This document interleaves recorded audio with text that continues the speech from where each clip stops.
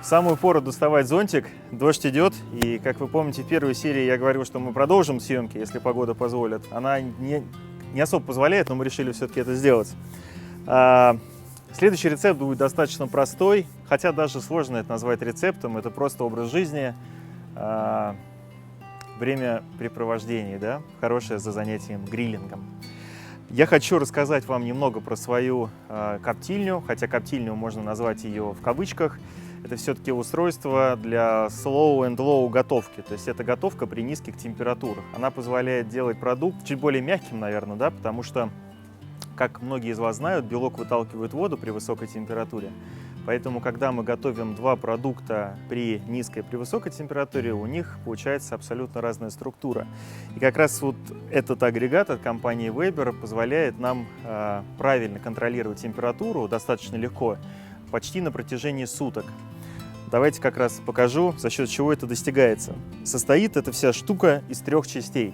Перед тем, как покупать эту коптильню от компании Weber, я посмотрел достаточное количество роликов в зарубежном интернете, потому что в нашем сегменте как-то оказался большой пробел.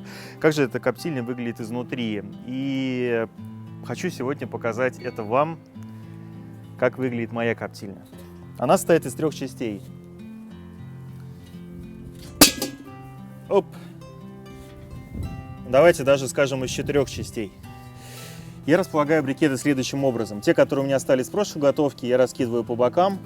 Тем самым в центре оставляю место для свежих брикетов, которые мы сейчас с вами разожжем в стартере. Это позволит тем брикетам, которые у нас остались с прошлого раза, разгораться медленно, равномерно. Потому что если мы сейчас закинем сюда целый стартер горячих углей, то, конечно, температура у нас раз скаканет наверх, и у нас процесс готовки будет не slow and low, а почти как на гриле. Поэтому я рекомендую делать раскладку угля следующим образом. Давайте мы сейчас пока разожжем стартер, а все-таки на улице идет дождь, чтобы это ничего не мокло у меня. Я коптильню соберу обратно. Как вы видите, достаточно быстро.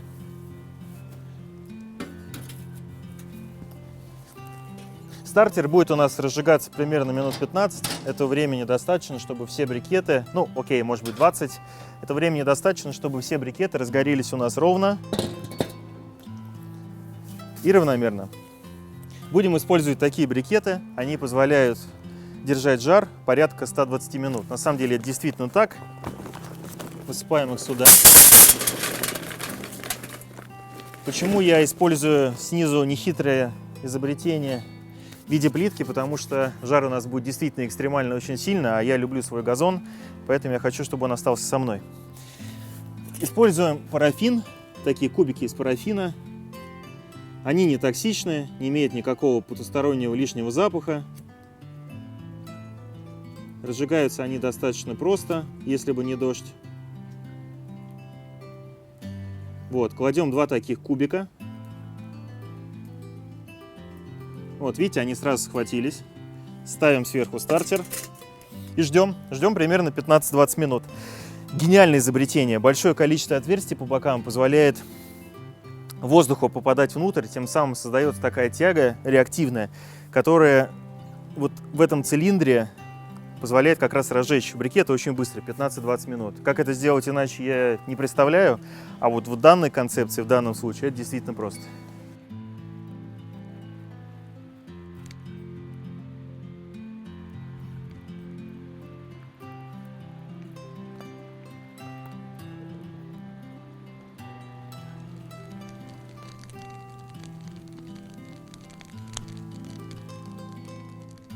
Дождик у нас не заканчивается, это можно видеть, наверное, по моему мокрому лицу. Да?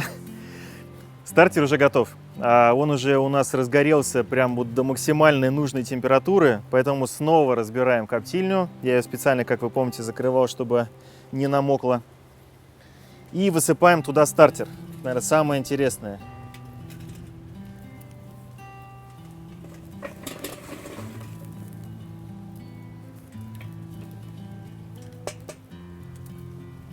Разравниваем угли.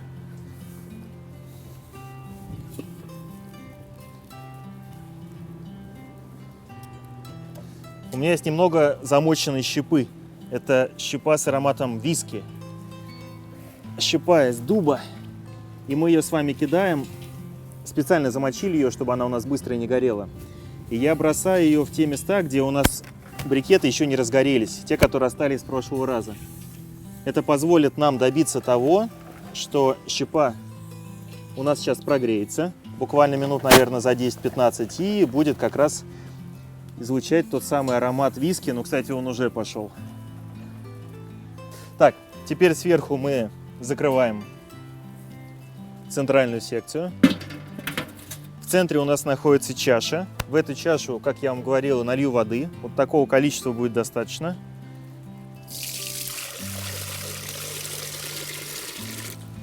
Отлично. И пришло время положить сюда большой-большой кусок мяса. Сейчас я покажу, что это за кусок. Закроем, опять же, чтобы дождик не намочил. Кстати, в этой коптильне есть отверстия. Эти отверстия позволяют правильно как раз контролировать температуру внутри. Одно находится сверху и 3 находятся сбоку. Вот я сейчас кинул туда достаточное количество брикетов, поэтому я сейчас эти отверстия чуть-чуть закрываю, чтобы у нас температура остановилась примерно от отметки 90-95 градусов. Этой температуры будет достаточно, чтобы мясо у нас хорошо прогрелось, прокоптилось в течение где-то 1,5-2 часов. Действительно очень удобно. А здесь у нас есть такая дверца, с помощью которой ты можешь подкидывать дополнительную щепу. Да? Когда та щепа прогорела, вы ее открываете и подбрасываете новую. Видите, как у нас активно идет процесс, пока мы ее закроем. В данном выпуске ролики, да, я хочу запечь ее цельным таким куском большим, но из нее можно сделать замечательные стейки. Можно сделать улитки, которые обжариваются на шампурах. Это действительно универсальный отруб с большим количеством возможностей. Так, кладем наше мясо. Берем щипцы. Ох, ароматное пикание. Кладем на верхнюю решетку. Вот так. Закрываем крышку. Обратите внимание, да, на вот этот дым, который сейчас пропитывает мясо. Ждем 1,5-2 часа. Мы будем периодически измерять температуру внутри этого куска, потому что мы не должны допустить, чтобы она стала выше 55 градусов. Это прям максимальная температура для этого отруба. Но это еще не все. Мы запечем его, подпечем, подкоптим. В общем, его прогреем до определенной температуры внутри, но потом будем использовать наш газовый гриль, чтобы создать корочку. Потому что вы понимаете, что температура внутри сейчас она вообще небольшая, сейчас она 75 градусов. Но когда она будет 90-95, это недостаточно для корочки, да, карамельной. Температура должна быть намного выше. Но если она будет очень высокой, тогда рушится концепция вообще всего вот этого прибора, этого девайса. Поэтому готовим здесь 1,5-2 часа при невысокой температуре, а потом, чтобы обжечь, вот для этого моего любимого сахарного вкуса, мы как раз разогреем газовый гриль до температуры 300 градусов и буквально 2 минуты с 2 сторон обожжем. Этого будет достаточно. Дождик идет, пожалуй, спрячусь, пойду под навес. Ну что, прошел час, пора смазать барбекю соусом нашу пиканью. О, какой аромат, какой аромат! Барбекю соус и кисточка. Этот барбекю соус сделан на основе томата и сахара, поэтому при тепловой обработке сахар у нас становится такой карамелью. Наше пикание методом low and slow готово. Предлагаю теперь обжарить ее на раскаленном гриле. Заранее разогрел его до температуры 350 градусов. Это, наверное, одна из моих любимых температур. Вот она, красотка. Видно, что слегка подваренная, да, но она хорошо прокопченная. Что мы делаем дальше? Иди сюда. Берем и кидаем ее на гриль. Бам! Вот так вот. Кульминация момента. Давайте разрежем этот кусок мяса.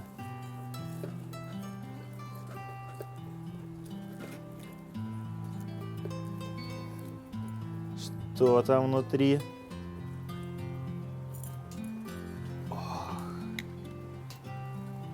Вот это сочное мясо. Посмотрите, сколько сока внутри. Я думаю, ваши родители не откажутся от такого кусочка, да? Для них эта прожарка покажется оптимальной. Видите, это такой хороший medium well. Прокопченное мясо с ароматами бекона на гриле. Господи, сколько сока течет. Надо быстрее попробовать, пока я сейчас не залил себе весь стол. И это не потому, что мясо не отдыхало, это просто очень сочный кусок. Вот так вот возьмем.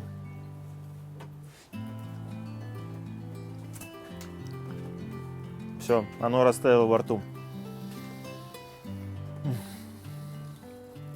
Это очень круто. Единственное, знаете, что я сейчас сделаю? Так как мы все-таки делали на скорую руку и специи добавляли только сверху, их не хватает внутри. Поэтому чуть-чуть соли внутрь. Это божественно. Это правда очень вкусно. Обязательно попробуйте повторить это дома. Ну, конечно, при наличии коптильни и гриля.